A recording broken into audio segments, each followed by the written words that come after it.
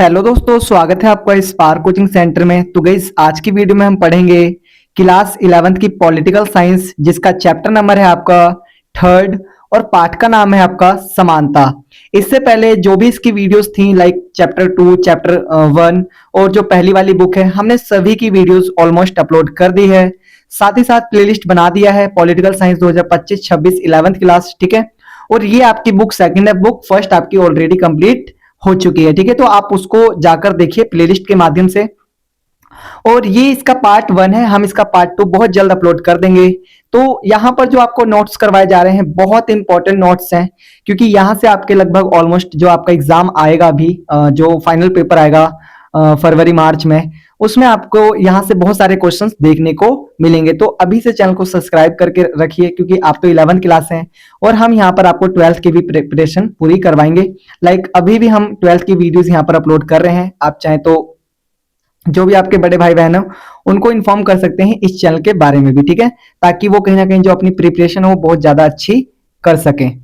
तो गाइस, आइए स्टार्ट करते हैं आज की वीडियो। उससे पहले मैं बता दूं कि हम यहाँ पर हिस्ट्री इत्यादि के भी नोट्स आपको बहुत जल्द प्रोवाइड करवा देंगे। तो अभी आपको पॉलिटिकल के नोट्स प्रोवाइड करवाए गए हैं, लाइक अभी मैंने हिस्ट्री के अभी नहीं करवाए हैं आपको, लेकिन मैं चाहूंगा कि जनवरी से पहले ही मैं आपको सारी वीडियोस ऑलरेडी अपलोड कर दूं। यहाँ पर सबसे पहले मैं पॉलिटी करवाऊंगा, देन आपको मैं इंग्लिश, हिंदी, जियोग्राफी, हिस्ट्री इत्यादि सारी चीज की वीडियोस यहाँ पर मैं अपलोड कर दूंगा। तो आइए स्टार्ट करते हैं आज की वीडियो। तो देखिए, जो हम सबसे पहले पढ़ेंगे महत्वपूर्ण जानकारी, क्योंकि मुझे ऐसा फील होता है कि सबसे पहले ना हमें चैप्टर में से वो चीजें पढ़नी चाहिए जो हम बुक में भी पढ़ने जा रहे हैं, लाइक महत्वपूर्ण जानकारी। तो आइए देखते हैं इस पूरे चैप्टर में हम क्या पढ़ेंगे, और यहीं से कहीं ना कहीं आपके एक एक मार्क्स के क्वेश्चन पेपर में बनते हैं, ठीक है। तो देखिए, पहले दिखा रखा है, मनुष्य जन्म से समान पैदा होते हैं और अपने अधिकारों के संबंध में समान ही रहते हैं। देखो, कह रहा है कि बताया गया है कि जो मनुष्य है वो सारे मनुष्य समान ही पैदा होते हैं, मतलब कि जब उनका जन्म होता है तो सारे एक जैसे ही होते हैं। हाँ, बिल्कुल ठीक बात है। और अपने अधिकारों के संबंध में समान ही रहते हैं, मतलब कि सभी को वही अधिकार मिलते हैं, जो जैसे जो अधिकार मुझे मिला था मेरे जन्म के बाद, वही आपको भी मिला होगा, वही और किसी को मिलेगा। लेकिन देखिए, ऐसा जो ये कहा गया ना कि मनुष्य जन्म से समान पैदा होते हैं, तो कहने का मतलब ऐसा बिल्कुल नहीं है, नहीं होता एक्चुअल में। अगर देखा जाए तो कि हर किसी की ना जो जैसे मनुष्य जो होता है उसका दिमाग तो जीरो ही रहता है एक्चुअल में। जो जब मनुष्य का जन्म होता है, वो धीरे धीरे उसका दिमाग विकसित होता है अकॉर्डिंग टू एनवायरमेंट, ठीक है। तो जैसा एनवायरमेंट रहता है, कई गॉड गिफ्टेड होते हैं, तो थोड़ा सा डिफरेंस तो होता है, लेकिन यहाँ पर जो बातें लिखी गई हैं वो कहीं ना कहीं सही होंगी, ठीक है। तो यहां पर बता रहा है कि सभी को क्या माना जाता है, समान माना जाता है, ठीक है, एक बराबर का अधिकार दिया जाता है। आगे दिखा रखा है 1992 में दक्षिण अफ्रीका में रंग भेद की नीति का अंत हुआ। देखो, पहले जो दक्षिण अफ्रीका था वहां पर एक रंग भेद की नीति चलती थी, लाइक आपने नेल्सन मंडेला को बहुत अच्छे से पढ़ा होगा 9th या 10th क्लास में, the long walk to freedom, ठीक है, चैप्टर का नाम है। तो जो अफ्रीका है वहां पर बहुत लगभग 40-50 वर्षों तक क्या चला था, यही कि सफेद और काले का भेदभाव, ठीक है। तो इसका जो अंत हुआ था वो हुआ था 1992 में, ठीक है। आगे दिखा रखा है, बाल्टेयर ने व्यक्तियों को प्राकृतिक रूप से समान माना है। जो बाल्टेयर एक विचारक हैं, वो कहते हैं कि जो व्यक्ति है ना, वो प्राकृतिक रूप से सभी को उन्होंने क्या माना है, समान, कि व्यक्ति ना सभी एक जैसे ही होते हैं। तो देखो, मैं तो उनकी बात से सहमत हूं, लेकिन कहीं कहीं असहमत भी हूं, क्योंकि देखिए, जो बाल्टेयर ने कहा कि प्राकृतिक रूप से तो सभी व्यक्ति समान है, लेकिन कहीं ना कहीं जो प्राकृतिक है वही जैसे किसी को फिजिकली चैलेंज आपने देखा होगा, वो प्राकृतिक ही होता है वो। तो क्या वो समान है हमारे जैसा, नहीं है। तो देखो, कहीं ना कहीं इनकी बात सही भी है और कहीं ना कहीं इनकी बात गलत भी है, ठीक है। तो मैं दोनों तरफ से पक्ष और विपक्ष दोनों रख रहा हूं। देखिए, आगे बता रखा है, समानता भारतीय संविधान के अनुच्छेद 14 से 18 में वर्णित है। जो समानता को वर्णित किया गया है ना, जो भारतीय संविधान में समानता को वर्णित किया गया है, वो अनुच्छेद 14 से लेकर 18 तक पढ़ेंगे ना, तो उसमें आपको पढ़ने को मिलेगा सिर्फ समानता के बारे में, ठीक है। आपने पढ़ा भी होगा इसकी जो फर्स्ट बुक का सेकंड चैप्टर है, भारतीय संविधान में अधिकार, उसमें आपने पढ़ा भी होगा इन चीजों के बारे में, ठीक है। 6 मौलिक अधिकारों के बारे में, पहले 7 थे, उसको हटा दिया गया 1978 में। तो कहीं ना कहीं हम इस चीज को हम पढ़ के आए कि जो अनुच्छेद 14 से लेकर 18 तक में क्या दिया गया है, समानता के बारे में वर्णन किया गया, ठीक है। तो ये इजीली आप लिख देंगे अगर पेपर में आता है तो। आगे देखिए, भारत सरकार ने विकलांगता अधिनियम 1995 में पास किया। देखो, विकलांगता एक अधिनियम आया था जिसको पास किया गया था 1995 में, 1995 में, याद कर लीजिएगा, पेपर के नजरिए से इंपॉर्टेंट है। दिखा रखा है नेक्स्ट, समानता के महत्वपूर्ण 3 आयाम है। समानता के 3 मुख्य आयाम है। पहला दिखा रखा है राजनीतिक, दूसरा दिखा रखा है सामाजिक और तीसरा दिखा रखा है आर्थिक। तो जो समानता है वो तीन ही तरीके से देखी जाती है, एक तो राजनीतिक तौर पर, एक सामाजिक तौर पर और एक आर्थिक तौर पर। ठीक है, तो चलते हैं अब महत्वपूर्ण प्रश्न की ओर। देखिए अब हम पढ़ेंगे महत्वपूर्ण प्रश्न। ठीक है, पहला क्वेश्चन दिखा रखा है समानता से आप क्या समझते हैं। जो समानता वर्ड है उससे आप क्या समझते हैं, आइए देखते हैं। आंसर दिखा रखा है समानता से अभिप्राय सभी व्यक्तियों को समान दर्जा से है। मतलब समानता का मतलब क्या है, सभी व्यक्ति को एक बराबर समझना। ठीक है, जिसके अंतर्गत सबके साथ समानता का व्यवहार होना चाहिए। मतलब कि जो मेरे साथ व्यवहार हो रहा है वही आपके साथ होगा, वही किसी अन्य के साथ होगा, मतलब सभी के साथ समान व्यवहार होगा। प्रकृति ने सबको समान बनाया है तो सभी को समान अवसर प्राप्त होने चाहिए।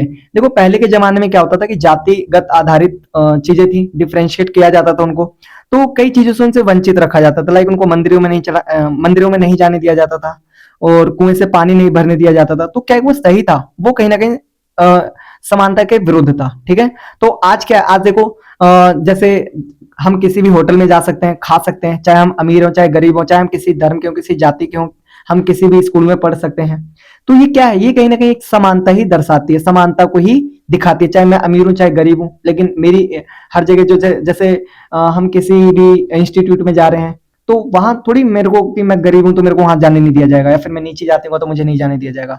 अब तो सभी जगह क्या हो गया, इक्वल हो गया है। ठीक है, इक्वेलिटी हो चुकी है कि सभी को बराबर समझा जाता है। ठीक है, तो यही इसमें बात की गई है कि मतलब कि समानता का मतलब यही है कि सभी व्यक्तियों को समान अवसर प्रदान करना, समान तरीके से व्यवहार करना, मतलब किसी के साथ भी कोई भेदभाव नहीं करना, चाहे किसी भी आधार पर, चाहे वो जाति, चाहे धर्म, चाहे वो भाषा के आधार पर। ठीक है, आगे देखिए दूसरा दिखा रखा है क्वेश्चन।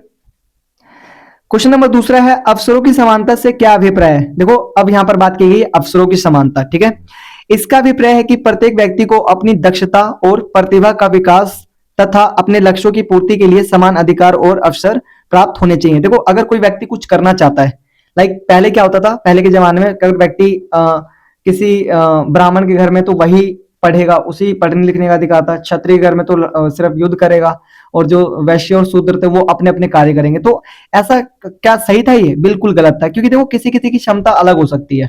लाइक अब लोहार का बेटा थोड़ी लोहार ही बनेगा, वो कुछ और भी बन सकता है। तो कहने का मतलब है कि जो व्यक्ति में जो दक्षता है और जो प्रतिभा है उसके अनुसार अपना विकास कर सके। ठीक है, उसमें अपने अवसर प्राप्त होने चाहिए उसको, तब हम मानेंगे कि अवसरों की समानता है। मतलब कि जैसे अभी देखो यूपीएससी का एग्जाम है, कोई भी दे सकता है, एसएससी का एग्जाम है, कोई भी दे सकता है। क्यों? क्योंकि वहां पर कहीं ना कहीं अफसरों की समानता है कि जो क्वालिफाई कर ले वो निकल जाओ, लो जॉब लो। तो वो कहीं ना कहीं हम कह सकते हैं वहां पर अफसरों की समानता है। ठीक है, नेक्स्ट दिखा रखा है क्वेश्चन तीसरा, दक्षिण अफ्रीका में रंग भेद की नीति का अंत कब हुआ? तो 1992, अभी मैंने आपको लास्ट टाइम पढ़ाया था। ठीक है, आगे चलते हैं। गाइज आपको नोट्स कैसे लगे एक बार कमेंट जरूर करिए, ताकि जो हमारे और भी बच्चे हैं उनको भी पता लगे कि किस तरीके के नोट्स हम यहाँ पर प्रोवाइड करवा रहे हैं। और मैं एक चीज और कहना चाहूँ कि अगर आपके क्लासमेट्स हैं जुड़े हुए 11th क्लास के, तो आप उनके साथ इस वीडियो को जरूर शेयर करिए। ठीक है, क्वेश्चन नंबर फोर्थ है राजनीतिक समानता से क्या अभिप्राय है। देखिए क्वेश्चन नंबर फोर्थ है कि राजनीतिक समानता से आप क्या समझते हैं। दिखा रखा है राजनीतिक समानता के अंतर्गत लोकतांत्रिक समाजों में सबको बिना किसी भेदभाव के नागरिकता तथा मूल अधिकार प्रदान करना है। मतलब कि राजनीतिक समानता क्या है कि सभी व्यक्ति को ना किसी भी बिना भेदभाव के नागरिकता देना और मूल अधिकार देना, जैसे मौलिक अधिकार प्राप्त होना, यही क्या है, राजनीतिक समानता है। ठीक है, चलिए आगे देखिए, दो मार्क्स के क्वेश्चन आ सकते हैं पेपर में, तो पढ़ के जाइएगा।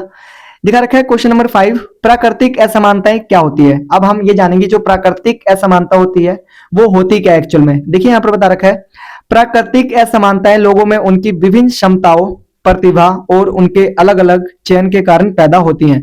देखो जो प्राकृतिक असमानता ना कैसे पैदा होती है पता है आपको? जैसे क्षमता अलग होती है किसी किसी, कोई व्यक्ति होता है कि बहुत ज्यादा वेट उठा सकता है, कोई व्यक्ति कम उठाता है, कोई व्यक्ति बहुत तेज दिमाग का होता है, कोई व्यक्ति कम दिमाग तेज का होता है। लाइक कह सकते हैं कि कोई व्यक्ति एक बार किसी क्वेश्चन को समझा दो उसके माइंड में बैठ जाए एकदम, और कई व्यक्ति होते हैं जिनके माइंड में बैठते हैं चाहे 10 बार समझा लो।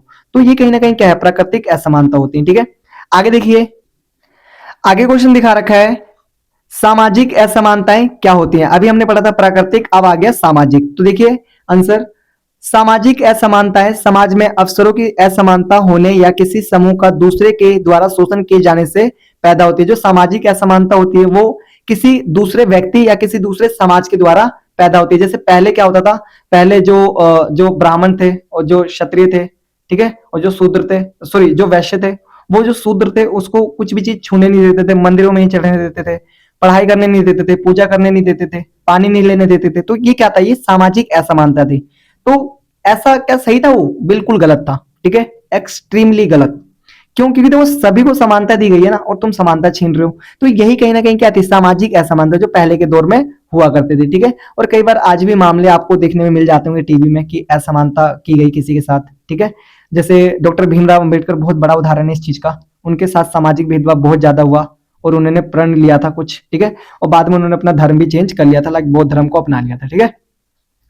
आगे देखिए क्वेश्चन दिखा रहा है, बहुत इंपॉर्टेंट क्वेश्चन है, मोस्ट इंपॉर्टेंट क्वेश्चन, जरूर पेपर में आने के चांसेस है। आप याद करके जाइएगा, पढ़ के जाइएगा, क्योंकि पेपर में आता है तो आप इजीली इसको लिख पाए, ठीक है। दिखा रहा है क्वेश्चन नंबर 7, नारीवाद से आप क्या समझते हैं? देखिए बहुत इंपॉर्टेंट है, मैं बार बार बता रहा हूं, बहुत इंपॉर्टेंट, ठीक है।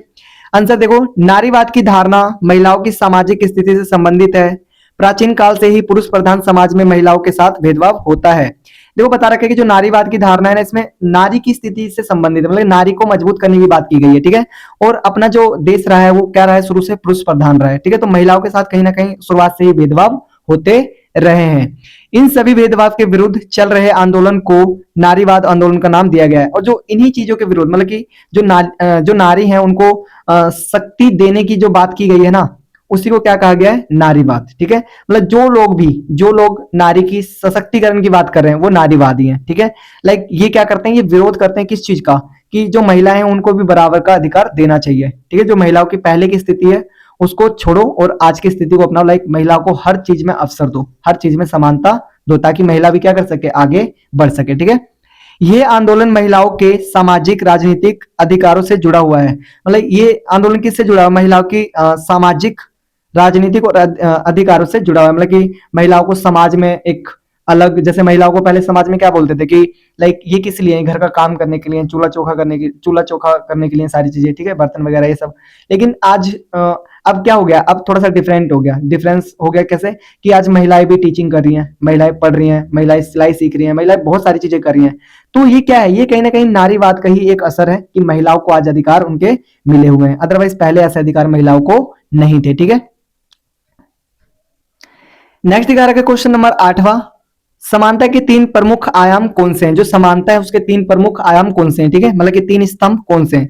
देखिए बता रखा है समानता के तीन प्रमुख आयाम निम्नलिखित है। जो समानता है उसके तीन प्रमुख आयाम क्या है, निम्नलिखित है। पहला दिखा रखा है राजनीति समानता, पहला क्या दिखा रखा है, राजनीति समानता। इंपॉर्टेंट क्वेश्चन है, हो सके 4 का आ सकता है, हो सके 6 का भी आ सकता है, तो ये डिपेंड करता है जो पेपर बना रहा है, ठीक है। तो देखिए सभी नागरिकों को राजनीति में भाग लेने का समान अवसर मिलना चाहिए। देखो राजनीति समानता का मतलब कि व्यक्ति चाहे अमीर हो चाहे गरीब हो, चाहे किसी धर्म का हो किसी जाति हो, सभी को क्या हो कि राजनीति में भाग लेने का अधिकार मिलना चाहिए, ठीक है। तो ये राजनीति समानता हो गई। आगे दिखा रखा है सामाजिक समानता, ठीक है।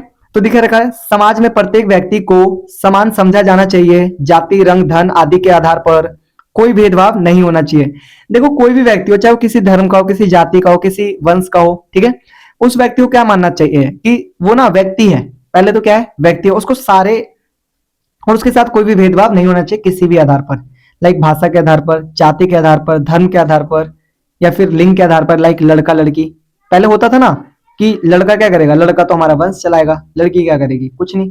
तो ऐसे पहले भेदभाव होता था, और बहुत सारी जो लड़कियां बच्ची होती थी उनका भ्रूण हत्या किया जाता था। तो कहीं ना कहीं क्या हुआ, आजकल ये सारी चीजें बंद हो गई हैं, और अच्छा हुआ है समाज, ठीक है, क्योंकि आज पुरुषों से ज्यादा महिलाओं की भागीदारी है सभी चीजों में, ठीक है।